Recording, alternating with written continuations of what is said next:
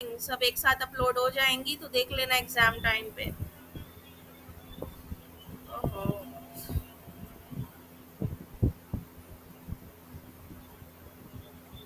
थोड़ा सा मैं रिपीट करूंगी, ठीक है, वापस से। बेसिस ऑफ करिकुलम करना था, हिंदी में 184, इंग्लिश में 118 पेज है। बेसिस ऑफ करिकुलम यानी करिकुलम के अंदर किन किन आधारों के ऊपर उसको बनाना है।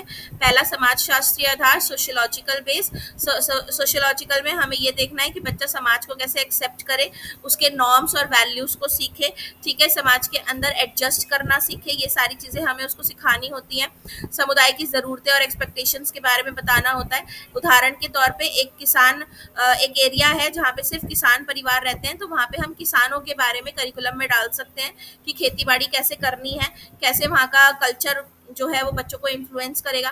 दार्शनिक में फिलोसफिकल बेस में अलग अलग दार्शनिक के बारे में पढ़ा सकते हैं, Vedanta, Sankhya, naturalism, existentialism, idealism वगैरह, ठीक है। इनसे हम बच्चों में वैल्यूज डेवलप कर सकते हैं, बिलीव्स डेवलप कर सकते हैं, टीचर की भूमिका बता सकते हैं बच्चों को, प्रॉब्लम सॉल्विंग एबिलिटीज डेवलप कर सकते हैं, आलोचनात्मक चिंतन बना सकते हैं। मनोवैज्ञानिक आधार हमारा साइकोलॉजिकल बेस हो जाता है। साइकोलॉजिकल बेस यानी बच्चे की मानसिक स्तर के हिसाब से, जिसमें हम संज्ञानात्मक, भावनात्मक और सामाजिक, ये तीन जो विकास हैं इन पे फोकस करते हैं। फिजिकल पे नहीं करते क्योंकि फिजिकल फिजियोलॉजिकल होता है, CSE जो होता है ये साइकोलॉजिकल होता है। फिजियोलॉजिकल यानी शारीरिक और साइकोलॉजिकल यानी मानसिक, मनोवैज्ञानिक, ठीक है। तो मनोवैज्ञानिक में बच्चे के बिहेवियर पे, वो कैसे अपने ज्ञान का निर्माण खुद करेगा, इन चीजों पे फोकस किया जाता है। पियाजे जैसे लोगों के सिद्धांत इसमें पढ़ाए जाते हैं, पियाजे हो गया, वाइगॉत्स्की हो गया, कॉलबर्ग हो गया, ठीक है। सोशियो इमोशनल एजुकेशन दी जाती है, जिसमें बच्चे को समाज और अपने इमोशंस पे कंट्रोल करने के बारे में बताया जाएगा। उदाहरण दे रखा है, छोटे बच्चे के लिए डिजाइन किया गया पाठ्यक्रम खेल आधारित शिक्षा, व्यवहारिक गतिविधियां, कहानी सुनाना शामिल कर सकता है, जैसे कि बेटा हमारा प्याजे बोलता है। प्याजे क्या कहता है कि बच्चे को एनवायरनमेंट दो, एनवायरनमेंट के अंदर क्या होनी चाहिए, एक्टिविटीज, गेम्स होने चाहिए, ठीक है। ऐसी एक्टिविटीज, हैंड्स ऑन एक्टिविटीज हो, कटिंग पेस्टिंग वाली, मिट्टी हो, बालू हो, क्ले हो, ब्लॉक्स हो, जिनसे वो कुछ ना कुछ क्रिएट करे। कहानी कहना सुनाना होना चाहिए, ठीक है। बच्चों के लेवल के हिसाब से होना चाहिए, मानसिक स्तर के हिसाब से होना चाहिए, ताकि वो एजुकेशन में, शिक्षा में अलग अलग अनुभव हासिल करें और इंटरेक्ट करें टीचर के साथ, ठीक। फिर आता है हिस्टोरिकल बेस, ऐतिहासिक आधार। ऐतिहासिक आधार यानी कि जो भी हमारे बीते हुए एक्सपीरियंसेस, ट्रेडिशंस और लेगेसीज चली आ रही हैं, उनको करिकुलम के अंदर डालना। जैसे देश के इतिहास, हमारा देश का इतिहास है या क्षेत्र का इतिहास, भाई दिल्ली का इतिहास हो गया, मगध का इतिहास हो गया, राजस्थान का इतिहास हो गया, पूरी कंट्री का इतिहास, हमारा कल्चरल हेरिटेज, जो चीज़ें अभी हमारी बची हुई हैं, जो विरासत में हमें मिलती आ रही हैं, जैसे मंदिर, मॉन्यूमेंट्स वगैरह, ये सारी चीज़ें। एजुकेशनल ट्रेडिशंस, शैक्षिक परंपराएं, जो कल्चर, जो ट्रेडिशंस हम फॉलो कर रहे हैं, उनको शिक्षा में हम किस तरह से पढ़ाते हैं, किन चीज़ों को हमने हटा दिया, किन चीज़ों को अभी तक हम लेकर चल रहे हैं क्योंकि वो सही है, तो पीढ़ी दर पीढ़ी वो पास ऑन हो रही हैं। तो school in a country with a rich cultural heritage might develop a curriculum that incorporates the study of national history. बहुत ज़रूरी होता है देश का इतिहास पढ़ाना बच्चों को, ताकि उनके अंदर देश को लेके एक तो प्रेम भावना रहे, देशभक्ति रहे, ठीक है, और वो देश को लेके आगे सोचें कि अगर हमारे देश में कुछ गलत होगा तो हम इन चीज़ों को बदल सकते हैं, क्योंकि पहले भी ये चीज़ें बदली गई हैं। जैसे मुंडा के बारे में अगर आपने सुना होगा, एक क्रांतिकारी थे मुंडा, इतिहास में ब्रिटिशर्स के टाइम पे। तो जब उन्होंने उन्होंने पढ़ा था अपने इतिहास के बारे में कि उनके जो पूर्वज थे उन्होंने भी पहले लड़ाई युद्ध किए थे अंग्रेजों से और अपने गांव को आज़ाद कराया था, तो तभी वो आगे आए कि जब हमारे पूर्वज कर सकते हैं तो हम क्यों नहीं कर सकते हैं, ठीक है। तो इतिहास हो गई, कला हो गई, साहित्य, इनसे हम अपना पास्ट जानते हैं, अपने पुराने अनुभवों को जानते हैं। पाठ्यक्रम इन विषयों के ऐतिहासिक महत्व और राष्ट्रीय पहचान को आकार देने में उनकी भूमिका को स्वीकार करता है, ठीक। करिकुलम से क्या होता है, हमारी हिस्ट्री को एक आकार मिलता है, हमें किस तरीके से पढ़ना है, और देश की एक पहचान हमारे सामने आती है कि हमारे देश ने क्या सहा और कैसे उसका निवारण किया। वैज्ञानिक और अनुभव जन्य आधार, इंपीरिकल मैंने बताया था, जहां भी ये वर्ड आए समझ जाना एक्सपीरियंस की बात हो रही है, ठीक है। साइंटिफिक और एक्सपीरियंस, तो साइंटिफिक में जब भी हम कोई चीज, एक मिनट बेटा, आ गया, क्या कह रहे हो, दो पे होगा। ओके, साइंटिफिक जो चीजें होती हैं उनको हमेशा एक्सपीरियंस करके ही उनके जो साक्ष्य हैं, जो एविडेंस है, वो सामने रखे जाते हैं। ठीक है, साइंटिस्ट ने देखा चीजों को, ठीक है, कि भाई सोना जो है जमीन से निकल रहा है, मिट्टी से निकल रहा है, ठीक है, माइनिंग कर रहे हैं तो डायमंड्स निकल रहे हैं, ये निकल रहे हैं, वो एविडेंस आए उनके सामने। उन्होंने उन चीजों को अनुभव किया कि भाई पानी जो है वो कलरलेस है, किसी भी रंग में ढालेंगे, किसी भी बर्तन में ढालेंगे उसका आकार ले लेगा, उसका रंग ले लेगा। तो वो एविडेंस है हमारे पास, वो फैक्ट्स हमारे पास रख चुके हैं कि भाई 2+2 जो है वो 4 होता है। ठीक, तो वैज्ञानिक जो चीजें हैं हमारी वो अनुभव जन्य हैं, ऑलरेडी उनके अंदर एक्सपीरियंसेस उन्होंने हासिल कर चुके हैं। तो empirical based grounds the curriculum in research data evidence based practices. ठीक, तो रिसर्च डाटा एविडेंस जो हम इकट्ठा करते हैं, ये सब क्या दे रहे हैं, हमें अनुभव दे रहे हैं। एक्सपेरिमेंट कर रहे हैं हम अलग अलग, भाई फैट का एक्सपेरिमेंट कर रहे हैं, प्रोटीन का एक्सपेरिमेंट कर रहे हैं, तो वो हमारा एक्सपीरियंस भी हमें मिल रहा है। This includes consideration such as learning outcomes and assessment, instruction, design and delivery, educational, technology. तो सीखने के परिणाम और असेसमेंट, जब आपने एक एक्सपेरिमेंट किया और आपने एक रिजल्ट सामने लेकर आया, तो ये चीजें करिकुलम में होनी चाहिए कि बच्चों को पता होना चाहिए कि ये करने से क्या होगा। निर्देशात्मक डिजाइन हमें पता चलते हैं जब हम एक्सपेरिमेंट्स करते हैं कि इस चीज को कैसे बनाया जाए, क्या स्टेप्स मुझे फॉलो करने हैं इसके लिए, और इसके बाद क्या इसका रिजल्ट होगा, प्रोडक्ट होगा। शैक्षिक प्रौद्योगिकी, एजुकेशनल टेक्नोलॉजी, साइंस की वजह से हम एजुकेशन में टेक्नोलॉजी को भी इनकलकेट कर पाते हैं। उदाहरण आ जाता है इसके अंदर,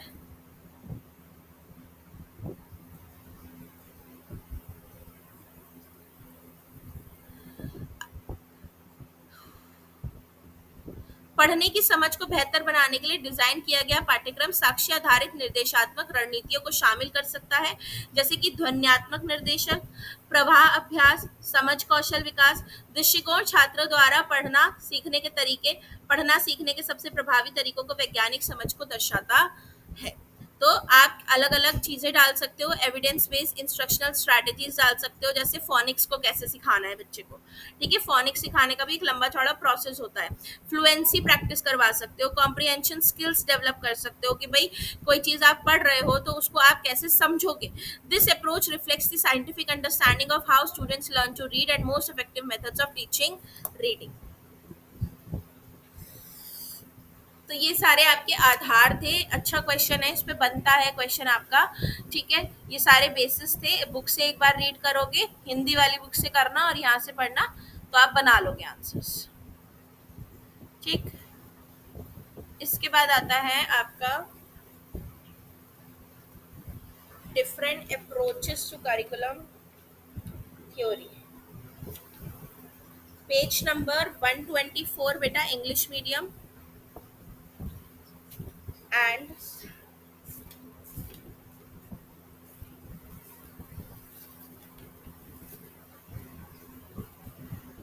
197 हिंदी मीडियम। ठीक है, करिकुलम थ्योरी, करिकुलम के जो सिद्धांत हैं पाठ्यक्रम के, वो अलग अलग दृष्टिकोणों से बना है। मतलब पहले कुछ करिकुलम होता था, अब कुछ करिकुलम है, तो क्या दृष्टिकोण रहे हैं। जैसे कि हम आज का भी जो करिकुलम है उसमें भी हम अलग अलग करिकुलम्स को इन्वॉल्व करते हैं, पुराने जमाने का, आज के जमाने का। ठीक है, पहला आता है ट्रेडिशनल अप्रोच, हमारा पारंपरिक दृष्टिकोण। ट्रेडिशनल अप्रोच जो होता था, जो कि टीचर सेंटर्ड होता था बेटा। पहले के टाइम पे, जैसे आप भी छोटे रहे होंगे तो आपके टीचर्स वगैरह ने उतने एक्टिविटीज या उतने ज्यादा आपको इंटरेक्शंस वगैरह नहीं करवाते होंगे, आपकी नीड के हिसाब से नहीं चलते होंगे, सिर्फ सिलेबस खत्म करवाने पे वो रहते होंगे। ठीक है, तो पहले जो ट्रेडिशनल करिकुलम होता था वो रिजिड होता था, सख्त, मतलब उसको बदलेंगे नहीं हम किसी के लिए भी। Structured way of teaching and learning, कठोर होता था और उसका एक डिजाइन बना दिया गया है, उसी को फॉलो किया जाएगा। तो बेसिकली सिलेबस होता था कि भाई जो सिलेबस है उसी को हम फॉलो करेंगे। तो ये पारंपरिक दृष्टिकोण हुआ करता था करिकुलम का कि भाई 12 चैप्टर हैं पूरे साल में, 12 चैप्टर्स को मैं इस महीने में खत्म कर दूंगी, ये करिकुलम हो जाता था। और टीचर इस पे अडिग रहता था, कठोर होता था, रिजिड होता था। ट्रेडिशनल अप्रोचेस के क्या पॉइंट्स थे, आपकी क्या कैरेक्टरिस्टिक्स थी। पहला, सब्जेक्ट सेंटर्ड, विषय पर ज्यादा केंद्रित होता था। टीचर को ये रहता था कि सब्जेक्ट कंप्लीट करवाओ, ठीक है, जो भी आपके सब्जेक्ट्स है, मैथ, साइंस, लैंग्वेज, आर्ट, ठीक है, इस सब्जेक्ट्स को मेजर रखो। टीचर सेंटर्ड होता था, यानी शिक्षक की अथॉरिटी होती थी, प्राइमरी अथॉरिटी। उसका मेन काम होता था कि बस मैं बच्चों पे ज्ञान अपना उलेड़ दूं। ठीक है, रिपोजिटरी ऑफ नॉलेज बोला जाता है टीचर को, लेकिन पहले वो ट्रांसमीटर ऑफ नॉलेज बोला जाता था टीचर को। आज हम रिपोजिटरी ऑफ नॉलेज बोलते हैं, ज्ञान का भंडार। पहले के टाइम पे उसको संचारक बोला जाता था कि ये सिर्फ ज्ञान बच्चों में उलेड़ देती है। ठीक है, तो जब ज्ञान बच्चों में सिर्फ मैं डाले जा रही हूँ, मैं बोले जा रही हूँ, बोले जा रही हूँ, तो बच्चे निष्क्रिय हो जाते हैं। जैसे मैं अभी आप लोगों को पढ़ा रही हूँ, तो ऑब्वियसली आप इतने बड़े बच्चे हैं, तो अभी तो मैं आपको एक्टिविटीज वगैरह नहीं कराऊंगी। जो मेरा पढ़ाने का तरीका है वो पारंपरिक ही जा रहा है, ट्रेडिशनल जा रहा है। मैं लेक्चर्स दे रही हूँ आपको, ठीक है, और मैं आप बिल्कुल पैसिव हो इस टाइम पे। आप सिर्फ सुन रहे हो, आपके कानों में आवाज जा रही है, ना आप बोल रहे हो, ना कुछ लिख लिख भी रहे होंगे कुछ बच्चे। ठीक है, तो आप पैसिव हो इस टाइम पे। ठीक, तो अभी जो मैं तरीका यूज कर रही हूँ वो क्या है, ट्रेडिशनल अप्रोच है, कंटेंट बेस्ड अप्रोच। तो यहाँ पे सिर्फ और सिर्फ ये फोकस किया जाता है कि कैसे सिलेबस को कवर कराया जाए। ठीक है, कवरेज, विशेष सामग्री के कवरेज पे ध्यान दिया जाता है। रोट मेमोराइजेशन, कि भैया 2 चैप्टर हैं, यूटी के अंदर देने हैं, रटवा दो इसको, सिलेबस कवर हो जाएगा। बिहेवियरल ऑब्जेक्टिव अप्रोच, बच्चे की अचीवमेंट पे फोकस किया जाता था। अचीवमेंट्स क्या होते हैं, प्रोडक्ट, रिजल्ट, यानी मार्क्स बेटा। तो बच्चे की अचीवमेंट, उपलब्धि पे ज्यादा जोर दिया जाता है, प्रक्रिया पे जोर नहीं दिया जाता है। प्रक्रिया यानी कि पूरे साल उसको फीडबैक देना, डायग्नोस देना, रेमेडी देना, इन चीजों पे फोकस नहीं किया जाता। फोकस किया जाता है कि हमने जो पढ़ा दिया उसमें वो क्या उपलब्ध करेगा, मार्क्स कितने आएंगे। स्टैंडर्डाइज टेस्टिंग होती है, स्टैंडर्डाइज यानी पेन पेपर टेस्ट। ठीक है, की फीचर्स क्या है इसके, लीनियर एंड सीक्वेंशियल है। लीनियर यानी कि कांस्टेंट है, सेम, कहीं भी उतार चढ़ाव नहीं आ रहे। जैसे विकास जो होता है वो स्पाइरल होता है, यानी कभी कम कभी ज्यादा, कभी आगे कभी पीछे, कभी बैक एंड फोर्थ। बट ये लीनियर एंड सीक्वेंशियल है। लीनियर एंड सीक्वेंशियल स्ट्रक्चर, जिसमें students progressing through a pre determined sequence of courses and topics. पहले ही डिसाइड कर दिया जाता है, भाई ये पढ़ेंगे, ये पूरा सिलेबस है साल भर का। आपको याद होगा कि जब हम लोग छोटे होते थे तो हमारे स्कूल में एक शीट आती थी अप्रैल में, उसके ऊपर पहले ही लिख दिया जाता था सिलेबस ऑफ द ईयर, और पूरे पेपर पे यही लिखा होता था कि अप्रैल में हम इस सब्जेक्ट में ये करवा देंगे, मई में हम ये करवा देंगे। ठीक है, तो उस टाइम पे वही करिकुलम माना जाता था। तो बच्चे के बिहेवियर के ऊपर ही फोकस किया जाता था मेजरली, और कैसे हम इसको कोर्स जो है कंप्लीट कराएं। स्टैंडर्डाइज, स्टैंडर्डाइज यानी same for all, again linear, constant, सब बच्चों के लिए एक जैसा। मानकीकृत, तो मानकीकृत क्या होता है कि सारे बच्चे जो है मेरे, सबको मैं एक ही क्या बोलेंगे, ढांचे के अंदर डाल दूं। ठीक है, सेम बुक्स हैं, सेम असेसमेंट्स हैं, सेम तरीके हैं।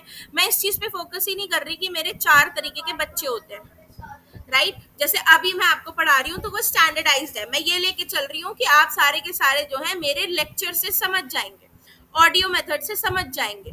ठीक है, क्योंकि अब बीएड के बच्चे, आप छोटे बच्चे हैं नहीं, तो मैं आपको वाक्ट में डिफरेंशिएट करके नहीं पढ़ा सकती, right. Emphasize on basic skills, तो जो ट्रेडिशनल करिकुलम होता था, वो जो बेसिक स्किल्स होती हैं बच्चों के अंदर जो आनी चाहिए, जैसे कि बेटा पढ़ना, लिखना और नंबर्स, एरिथमेटिक्स, इनके ऊपर ज्यादा फोकस रहता था। बुनियादी कौशल पे ये ज्यादा जोर देता था। आज के टाइम पे हम किस पे जोर देते हैं, नॉलेज पे, उसको ज्ञान होना चाहिए चीजों का। ठीक है, और हमारा मेन फोकस रहता था कि जो स्टैंडर्डाइज टेस्ट होंगे, यानी कि जो होम एग्जाम होते थे बेटा सितंबर और मार्च के, इन पे मेन फोकस रहता था कि इनमें जो है बच्चा अच्छे नंबर लेकर पास हो जाए। ठीक है, अब इसके मेरिट्स हैं। फायदा क्या था ट्रेडिशनल अप्रोच का, अनुभव की प्रभावी व्याख्या के लिए आवश्यक है इफेक्टिव इंटरप्रिटेशन ऑफ एक्सपीरियंस।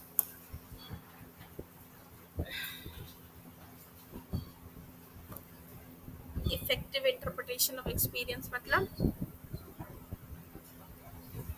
ये क्या लिखा है मैंने, इफेक्टिव इंटरप्रिटेशन ऑफ एक्सपीरियंस इसमें है क्या,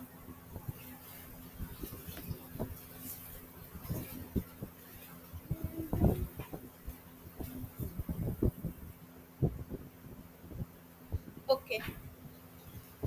पहले पॉइंट का मतलब ये है, बुक में दे रखा है अच्छे से 198 पे, कि विषय केंद्रित पाठ्यक्रम में एक क्रम होता है, एक व्यवस्था होती है, एक ऑर्गेनाइज्ड वे होता है। ठीक है, जो ट्रेडिशनल पाठ्यक्रम है उसमें हमने पहले से ही बता दिया कि हमारा सिलेबस क्या है, कौन से महीने में हमें क्या करना है। तो इसके बल पे बच्चे जो है अनुभवों को सरलता पूर्वक ग्रहण करेंगे, उनका प्रयोग अपने भावी जीवन में करेंगे। वर्तमान अनुभव तब तक पूर्ण नहीं होते जब तक कि इन्हें भूत के व्यक्तिगत अथवा जातिगत अनुभवों से ना जोड़ा जाए। तो आज के प्रेजेंट एक्सपीरियंसेस को पुराने एक्सपीरियंसेस के साथ जोड़ा जाएगा। जैसे यहाँ पे एल्बर्टी की एक डेफिनेशन लिखी है, the individual can not possibly discover the connections himself, hence readymade organisations conserve time and energy and serve as guides to future experiences. अब हमने सिलेबस बना दिया पहले ही कि इस महीने में हम ये वाले चैप्टर्स कंप्लीट कर लेंगे, तो एक तो उसका टाइम और एनर्जी बचेगा, चीजें ऑर्गेनाइज हो जाएंगी और वो आगे फ्यूचर एक्सपीरियंसेस के लिए तैयार हो जाएगा। ठीक है, फिर है आपका सरल और आसानी से समझा जा सकने वाला, सिंपल और इजीली अंडरस्टूड करिकुलम होता था। विषयों का क्षेत्र निश्चित करने में पाठ्यक्रम बड़ा उपयोगी है, इसके अभाव में हमारे लिए यह समझ पाना कठिन हो जाए कि क्या पढ़ाया जाए, कितना पढ़ाया जाए। अब इतने सारे सब्जेक्ट्स हैं, इतने सारे टॉपिक्स हैं, तो समझ नहीं आता कि कब क्या पढ़ाएं। तो अन्य प्रकार के पाठ्यक्रम को समझ पाना अध्यापक के लिए कठिन होता है, किंतु सीमाओं के बंधा होने कारण विषय केंद्रित पाठ्यक्रम बालकों तथा शिक्षकों दोनों के लिए सरल होता है। बांध दिया है हमने पूरे करिकुलम को सिलेबस में, तो हमें पता है कि कब क्या हमें पढ़ाना है, सारे टॉपिक्स को हमने एक तरीके से ऑर्गेनाइज कर दिया है। इजीली चेंजेबल, आसानी से बदला जा सकने वाला है ये करिकुलम। ठीक है, तो समय की मांग के अनुसार पाठ्यक्रम में परिवर्तन करना जरूरी होता है। पाठ्यक्रम की सबसे बड़ी कैरेक्टरिस्टिक ही यही है कि इसमें समय के साथ परिवर्तन बहुत आसानी से किए जा सकते हैं और नए सब्जेक्ट्स को जोड़ा जा सकता है। जो अननेसेसरी सब्जेक्ट्स हैं या जो ऐसी सामग्री है जिसकी जरूरत नहीं है उसको हटाया जा सकता है। प्राचीन काल से आज तक इसमें बहुत सारे परिवर्तन हो चुके हैं। आसानी से मूल्यांकन किया जा सकने वाला, इजीली इवैल्यूएटेड, तो इस पाठ्यक्रम में विषय और उनकी पाठ्य वस्तु पे अधिक जोर दिया जाता है। विषय सामग्री, सब्जेक्ट मैटर कंप्लीट कराना है। ठीक है, उसके ऊपर उसको उनका मेन लक्ष्य होता है टीचर्स का कि मुझे सब्जेक्ट को कंप्लीट कराना है, बुक को कंप्लीट कराना है। ठीक है, विषय विशेष पर अधिकार कर सका, हम यूं भी कह सकते हैं कि हाँ, सब कुछ निश्चित होने के कारण मूल्यांकन करना बड़ा ही सरल हो जाता है, सब कुछ पहले से डिसाइडेड है। ठीक है, तो इवैल्यूएशन करना भी आसान हो जाता है और इवैल्यूएशन हम चैप्टर्स के आधार पे कर देते हैं कि बच्चे को सब्जेक्ट कितना समझ आया। ठीक है, तथा बड़ी ही सरलता से परीक्षा के माध्यम से बालक को ज्ञान की परख की जाती है। तो इसके अंदर हमारा एक ही चलता है, पेन पेपर टेस्ट। उस पेन पेपर टेस्ट के आधार पे कि भाई इसके 80 में से 60 आए हैं और इसके 80 में से 79 आए हैं, तो इसी के आधार पे हम इनका इवैल्यूएशन और असेसमेंट बहुत आसानी से कर लेते हैं। ओके, इसके बाद बौद्धिक विकास में सहायक, हेल्पफुल इन इंटेलेक्चुअल डेवलपमेंट। यह पाठ्यक्रम बालकों में मानसिक और बौद्धिक विकास में बड़ा ही सहायक सिद्ध होता है। उनकी बौद्धिक शक्तियों को यह विकास उनमें सफलता प्राप्त करने के लिए आवश्यक है। ज्ञान के संगठन एवं रचना के बल पर विषय सामग्री का अध्ययन बालकों में यह क्षमता बड़ी सफलता से विकसित करता है। टाइम बचता है, पैसा बचता है, एनर्जी बचती है, तो बौद्धिक विकास में मदद करता है। हम एक कम वक्त में ज्यादा चीजें बच्चों को सिखा पाते हैं। Helpful in modification of human behaviour, मानव व्यवहार के संशोधन में सहायक। तो ज्ञान, सूझबूझ, विचारशीलता पर आधारित होकर मानव व्यवहार की अनेक क्रियाएं अच्छाई की ओर बढ़ती हैं। ज्ञान प्राप्ति, सूझबूझ बढ़ाने में विषय का क्रमबद्ध अध्ययन बहुत सहायक होता है, इसलिए विषय को क्रमबद्ध अध्ययन पर आधारित होने के कारण यह पाठ्यक्रम मानव व्यवहार में सुधार लाने का सफल प्रयास करता है। क्योंकि ये ऑर्गेनाइज होता है तो बच्चों के अंदर भी एक डिसिप्लिन जो है वो हम डेवलप कर पाते हैं। शिक्षक, छात्रों और अभिभावकों द्वारा अनुमोदित यानी कि अप्रूव्ड, तो क्योंकि टीचर्स के लिए भी आसान पड़ता है, आके सिलेबस कंप्लीट कराना है। पेरेंट्स के लिए भी आसान पड़ता है क्योंकि कोई फालतू के खर्चे नहीं होते, सिलेबस कंप्लीट हो जाता है, सब्जेक्ट के ऊपर मेन फोकस किया जाता है।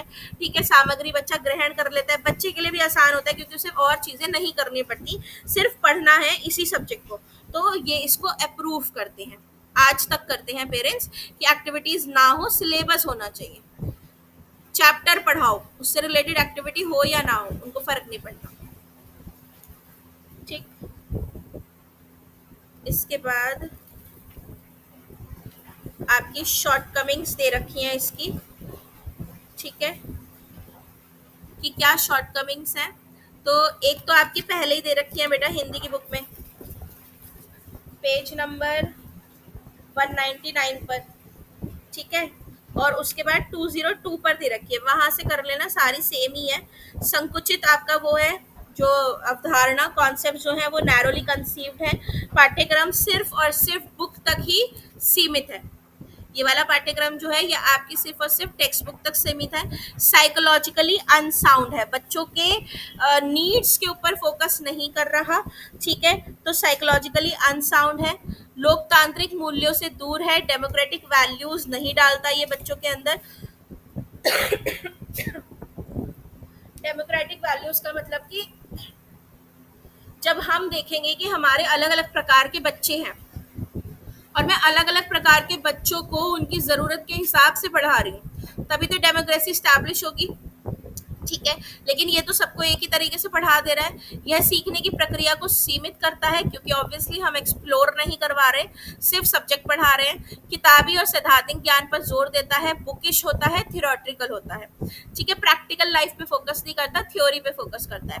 दोषपूर्ण निर्माण है इसका, कंस्ट्रक्शन डिफेक्टिव है, ठीक है। क्योंकि ये जो करिकुलम है ये यूजुअली वो लोग बनाते हैं जिन्होंने कभी क्लास में जाके पढ़ाया ही नहीं, ठीक है।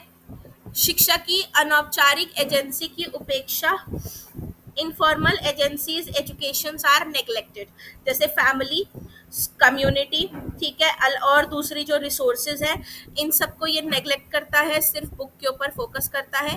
परीक्षा का अत्यधिक बोझ, इस करिकुलम में बच्चों पे एग्जाम्स को लेके बहुत ज़्यादा बर्डन डाला जाता है कि पेपर में इतने मार्क्स आने चाहिए, इतने मार्क्स आने चाहिए।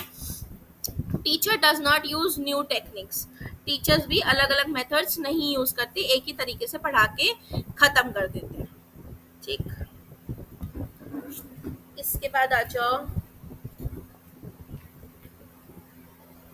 पेज नंबर 204 पर।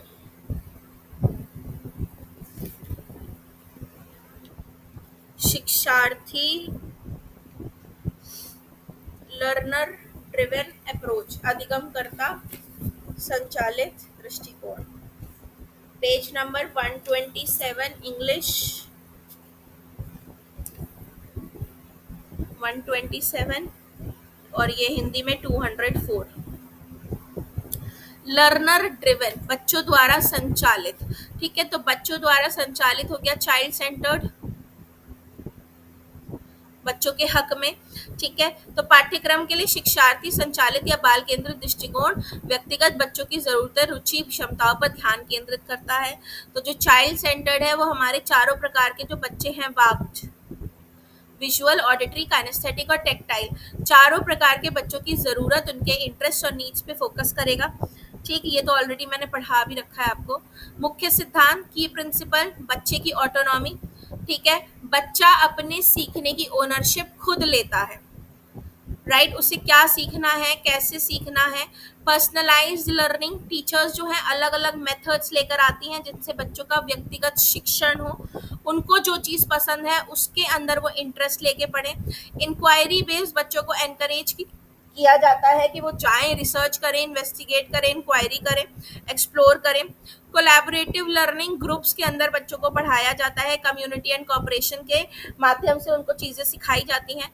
लचीला और अनुकूली, ये वाला जो करिकुलम होता है ये फ्लेक्सिबल होता है, बच्चों की ज़रूरतों के हिसाब से इसमें चेंजेस हम करते रहते हैं।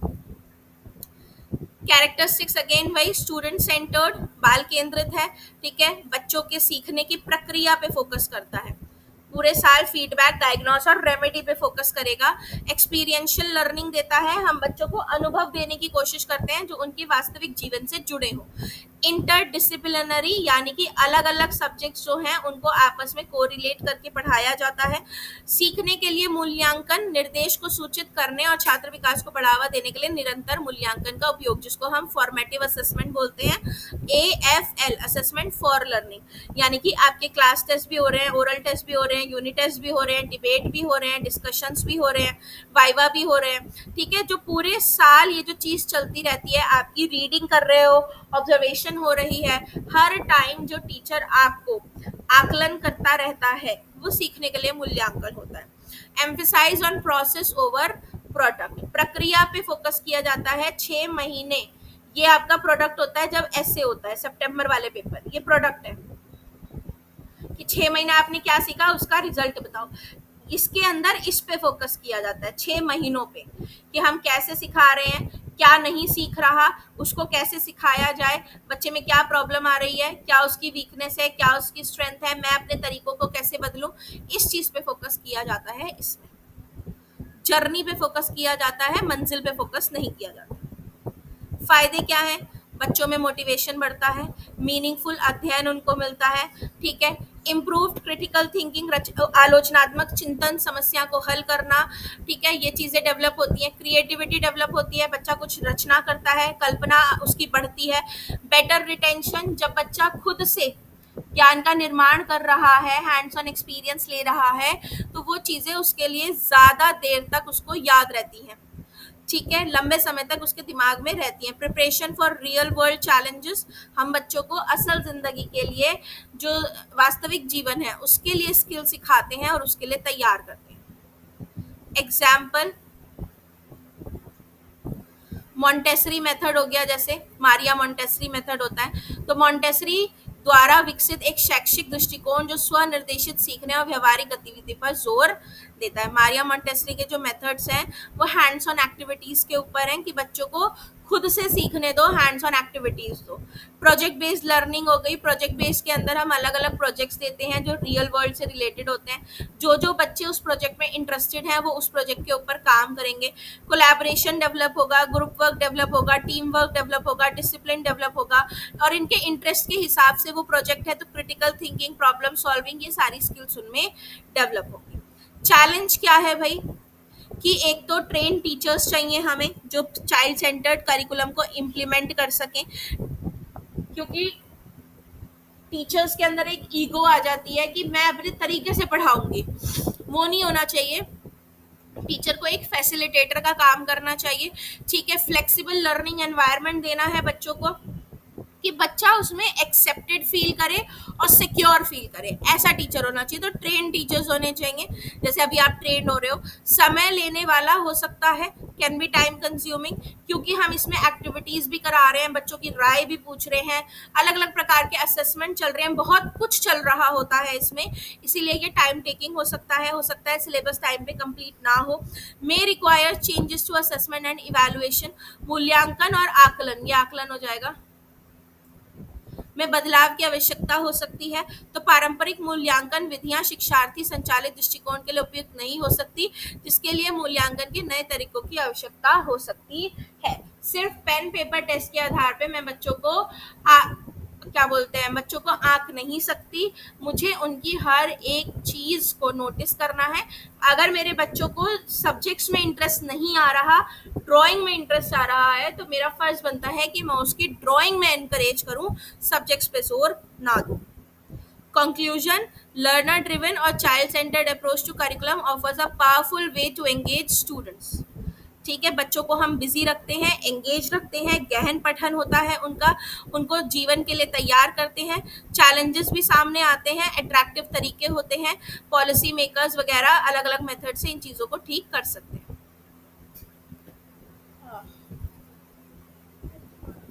समझ आ रही है या मैं पकपका रही हूँ बस? क्लियर हो रहा है बेटा? हो कहाँ तुम सारे?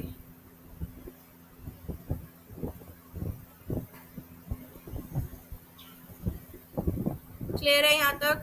चलो ठीक है, इसके बाद आ जाओ हिंदी में, पेज नंबर 207, 207 हिंदी में, और जानी इंग्लिश में आ जाइए आप, पेज नंबर 130, 130 कहाँ गया?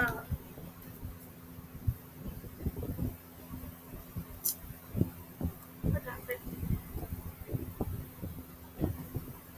130, ठीक है, क्रिटिकल अप्रोच, आलोचनात्मक दृष्टिकोण, सिंपल, बच्चे में आलोचनात्मक थिंकिंग को डेवलप करना है। तो critical approach to curriculum theory emphasize the need to critically examine, challenge the dominant ideologies, power structures, social inequalities that shape education and curriculum.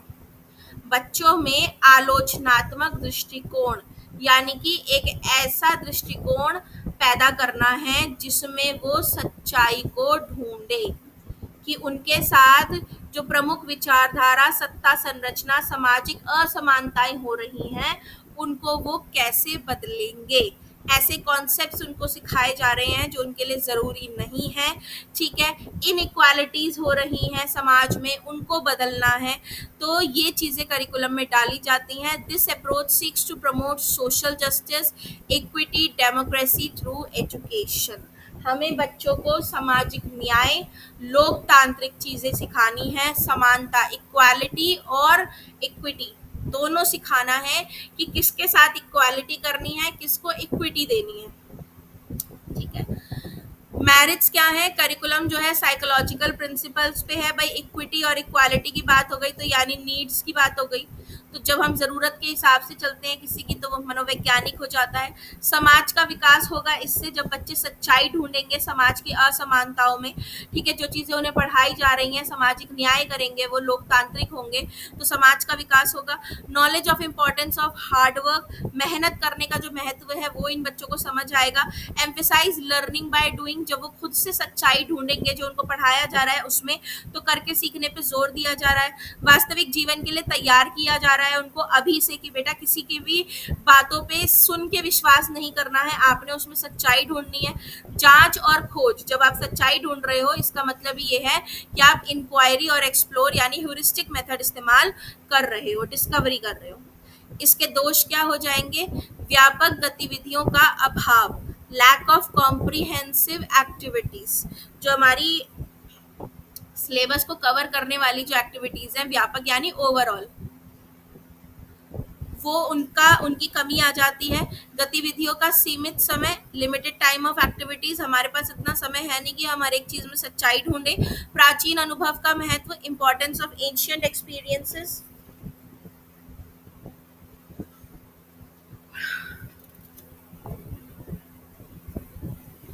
सामाजिक विरासत के रूप में प्राप्त जाति के प्राचीन अनुभवों का ध्यान रखना भी जरूरी है।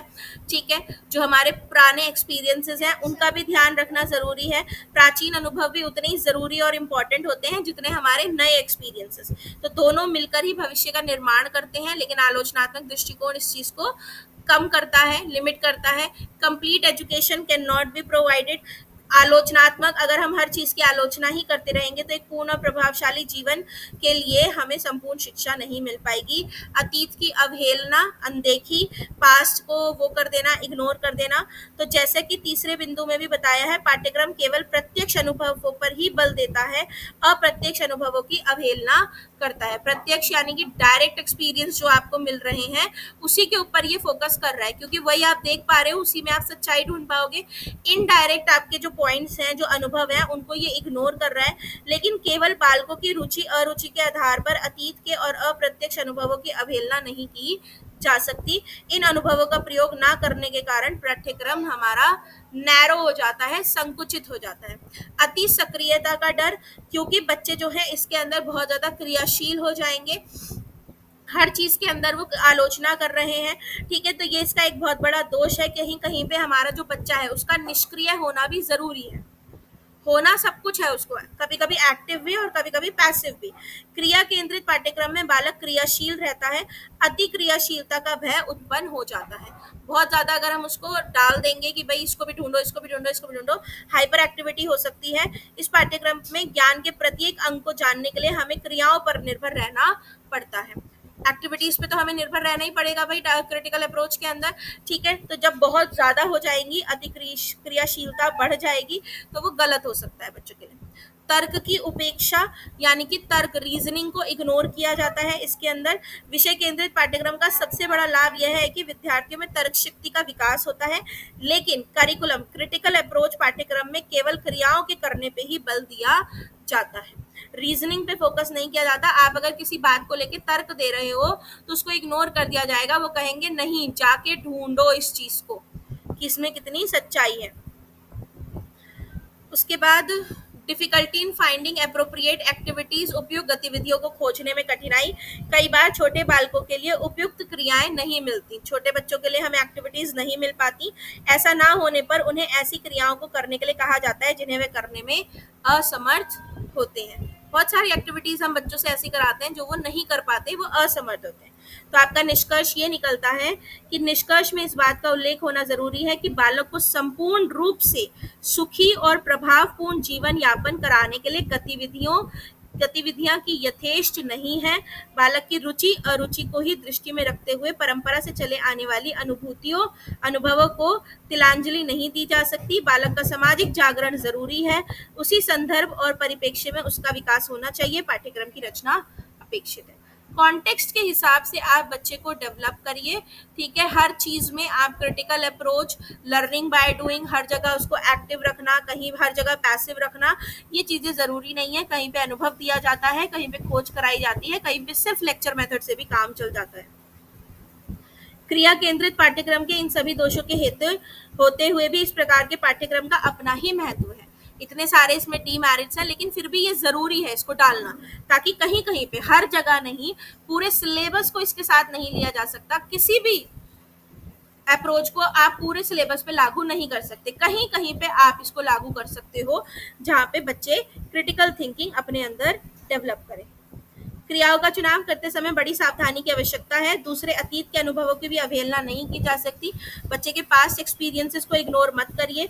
यदि अध्यापक क्रियाओं के चयन और परिस्थितियों के अनुसार क्रियाओं में परिवर्तन करता रहेगा तो क्रिया केंद्रित पाठ्यक्रम एक आदर्श पाठ्यक्रम सिद्ध हो सकता है।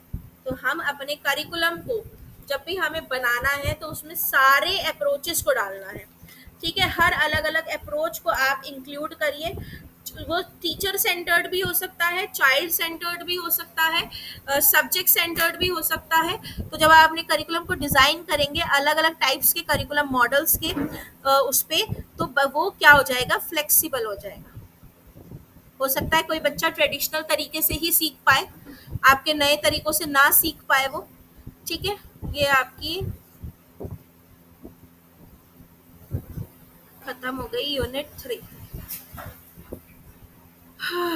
अब ये दोबारा से करिकुलम डिजाइन्स हैं, डिसिप्लिन वाला, यानी कि अलग अलग subject, learner centred, problem centred, curriculum development, curriculum कैसे बनाया जाएगा, करिकुलम चेंज, करिकुलम में कैसे परिवर्तन लाया जाए, और क्या है, फिलोसफिकल एलिमेंट्स। अच्छा, ये वही है, pragmatism, naturalism, realism, philosophical, psychological, maturity, motivation. चलो ये वाली यूनिट अगले संडे खत्म करेंगे, ठीक है। आधी चीजें इसमें पढ़ी रखी हैं अपनी। और हाँ, मेरे को एक बच्चा मैसेज डाल देना कि मैम पेपर 2 और पेपर 3 की बुक ले जाइएगा, आप इंस्टीट्यूट जाएंगी तो मैं इनके PDF बना के ले आऊंगी, ठीक है। क्योंकि नवंबर से सारी क्लासेस स्टार्ट हो जाएंगी तो मैं इंस्टीट्यूट जा नहीं पाऊंगी, फिर तुम्हारे PDF मेरे फ़ोन से बन नहीं पाएंगे, ठीक है। तो 2 महीने में जा रही हूँ अभी वहाँ पे, तो मेरे को याद दिलाते रहना। कल पेपर 2 पेपर 3 का मैसेज डाल देना कोई भी बच्चा कि मैम ये दोनों बुक ले जाओ, आपको PDF बनाना है इनका, हिंदी इंग्लिश का। ऐसे ही फिर मैं अगले हफ्ते 2 बुक और ले जाऊंगी, फिर 2 बुक और ले जाऊंगी, आपके सारे PDF तैयार हो जाएंगे, ठीक है।